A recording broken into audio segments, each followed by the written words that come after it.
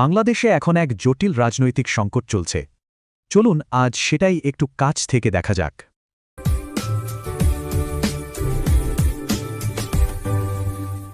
আচ্ছা, শুরুটা কিন্তু এমন এক ঘটনা দিয়ে যা ভেতরের গভীর ফাটলটাকে একেবারে সামনে এনে দিয়েছে। সম্প্রতি একজন বাউল শিল্পীকে গ্রেপ্তার আর তার ভক্তদের উপর হামলা হয়। এতেই উগ্রবাদ নিয়ে ভয়টা বাড়ছে। কিন্তু এই বাউলরা আসলে কারা? এরা হচ্ছেন মরমী লোকশিল্পী, উদার এক সাংস্কৃতিক ঐতিহ্যের প্রতীক। বিশ্লেষকদের মতে এটা কোনো আলাদা ঘটনা না, বরং সরকারের অবস্থান বদলেরই একটা ইঙ্গিত। এই টাইমলাইনটা দেখুন, এখানে ধীরে ধীরে একটা সাংস্কৃতিক বদলের উদ্বেগজনক ছবি ফুটে উঠছে।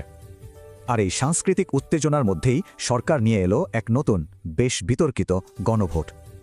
একদিকে বলা হচ্ছে এটা সংস্কারের জন্য, আবার অনেকে ভাবছেন এটা আসলে রাজনৈতিকভাবে টিকে থাকার একটা কৌশল।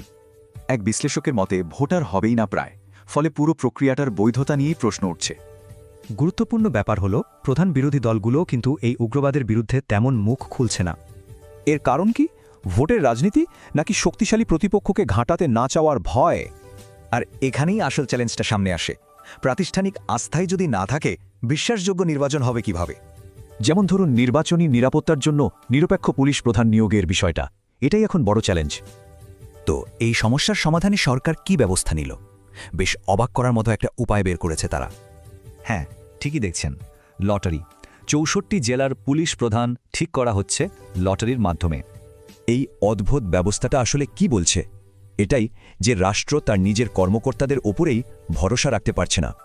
সব মিলিয়ে দেশটা এমন এক জায়গায় এসে দাঁড়িয়েছে যাকে একজন বিশ্লেষক বলছেন ডেড এন্ড।